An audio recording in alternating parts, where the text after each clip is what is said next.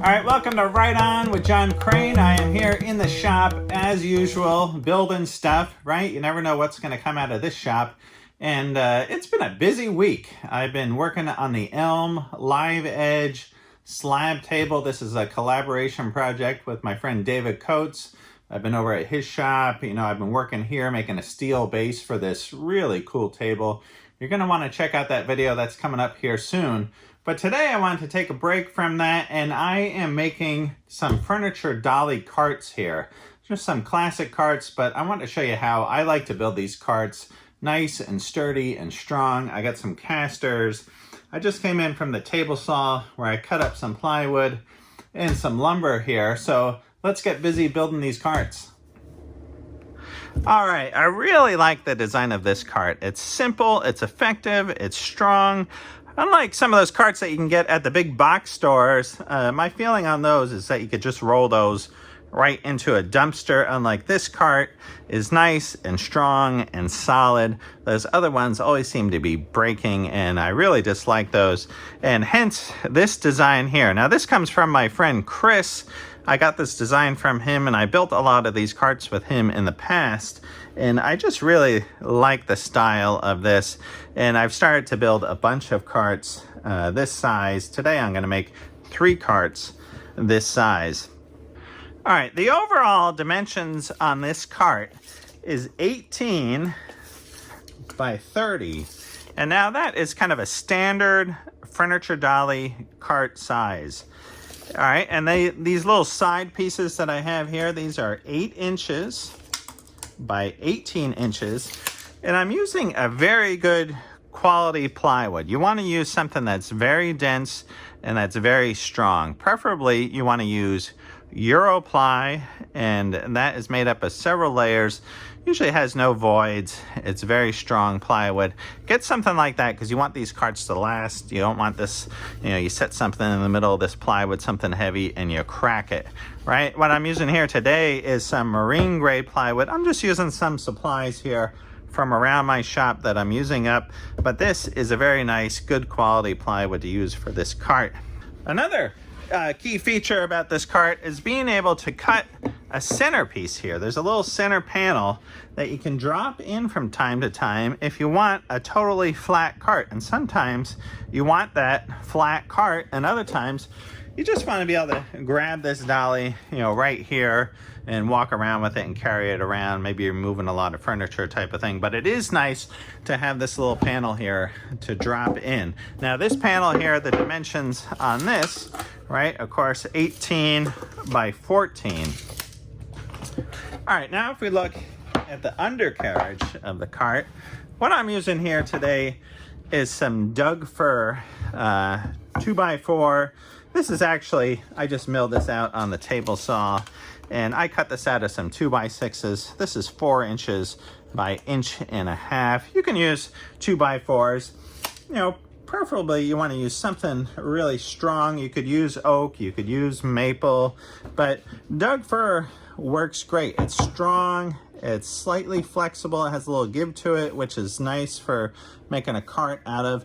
And if you can, try to pick out some really nice grain. If you get vertical grain this direction, just like you're making an axe handle or that type of thing, you're going to get maximum strength out of your cart. Whatever you do, don't use that super cheapo hem fir that comes from those big box stores. I don't know where that stuff is coming from, but that stuff is like balsa wood. This wood here I've had drying for a little while, and it is really nice for this purpose right here.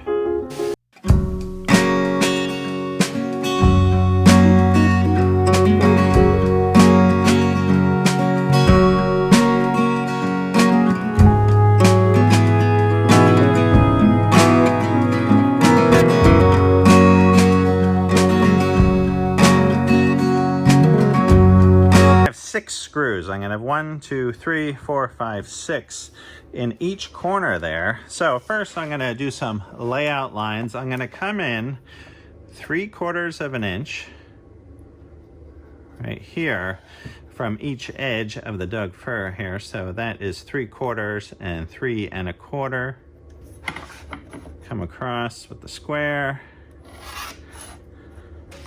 And again here, I will come in 3/4 of an inch this direction, 3/4 of an inch this direction, and then split the middle right here at 4. All right, now it's time to assemble these. I got the screw holes all laid out here, and I'm gonna screw this together with an 1 5/8" Torx head screw here. This is a deck mate. It's got some corrosion resistance here on the screws, which is great. So I'm gonna set up my countersink right here, and I think this one's already set to the depth here for 1 5/8". I'll chuck that up right here. And how I like to assemble this is before I put the screws in, I'm gonna glue this and I'm gonna hold it in place here with some small micro pins. Now this is great just for holding things in place while you screw them, and they're tiny pins and you'll never see them. All right, so I got my square here on the table. I wanna make sure this goes all together nice and square. I'll actually put a little line right there and right there, so I know how much, where to stop the glue here.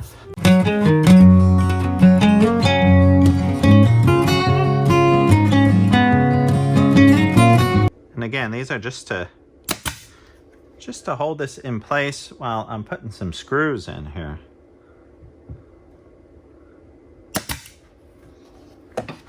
And now with those micro pins in there, I can just come in and set some screws.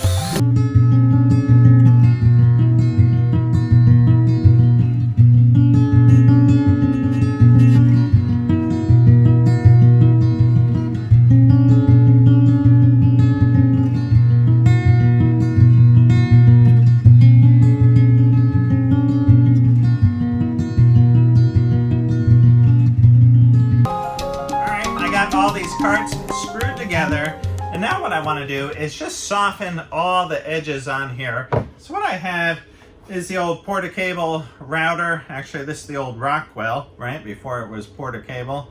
And this is set up with a 3/16 round over bit. I got a bunch of routers over on the shelf just set up with different round over bits in it. It's a great thing if you see an old router at a garage sale or something like that, just stick a round over bit in it and just keep it on the shelf like that. It's just so handy just to grab a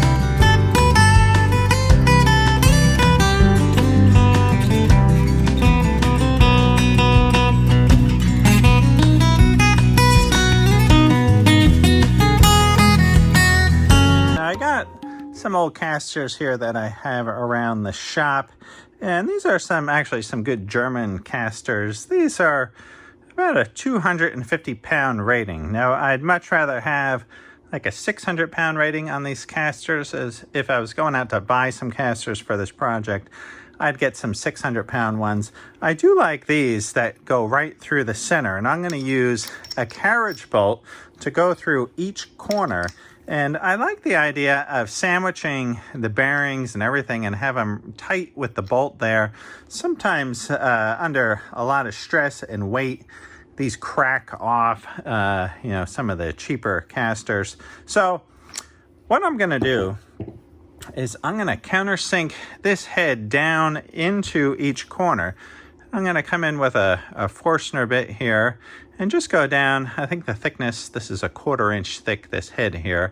So I'm going to drop this flush with the surface of the cart here. So I got this set up on the drill press, and I'm going to drill each corner. All right, I got the old 1937 Walker Turner set up, and I have here an 1 1/8" Forstner bit, and I got the depth stop set, so it only goes down a 1/4 inch, and that will take the head of that carriage bolt. So I'm going to drill all these corners.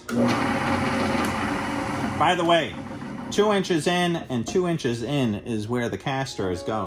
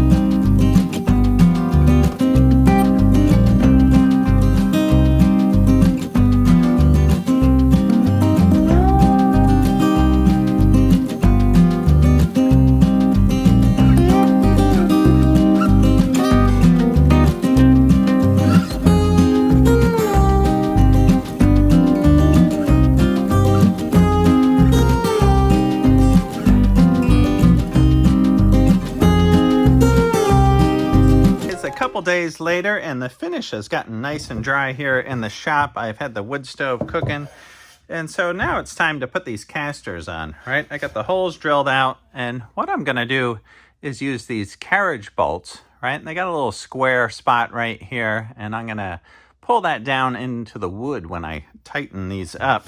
So I'm just gonna slide this right through this hole here. Might give this just a little tap and seat that down in there. Okay, I'll put my caster on here, just slide this on.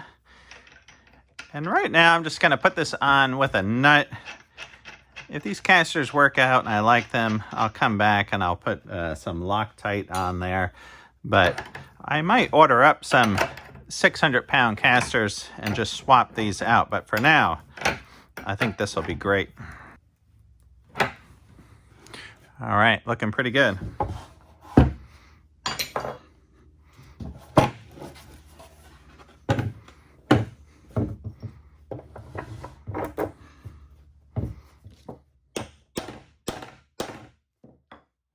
I like this style of caster right here with the bolt going all the way through. I like the idea of it pinching the bearing and everything together. I think that makes a nice, strong connection as opposed to those ones that have the 4 screws on the bottom.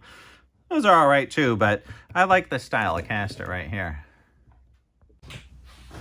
All right, 3 new carts in the shop, and these carts are awesome. You can't have enough of these carts, and having that little centerpiece of plywood to drop into the center, that is great, especially for things like this where you need to span that gap. And so many times these carts get used up just sitting under pieces of machinery. That's why you got to make a lot of these carts, because once you stick it under like a planer or a sander or a drill press, all of a sudden you don't want to take that piece of machinery off of it because it's so nice to be able to move it around your shop. So right, you end up making like 20 of these carts. So this is just awesome.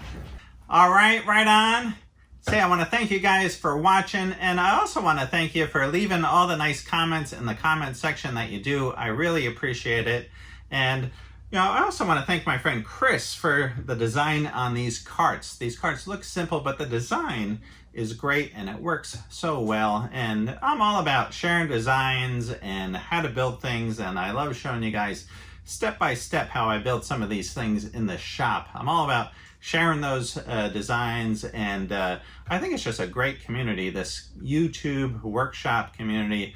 It's just so much fun to see all these different people building things on YouTube and sharing that information. So all right, I hope you guys are great. Hey, don't forget to go over to my website. I got a list of tools there, my tool list that you can buy on Amazon. You know, you guys know that whole routine, right? All right, right on. I hope you guys are great.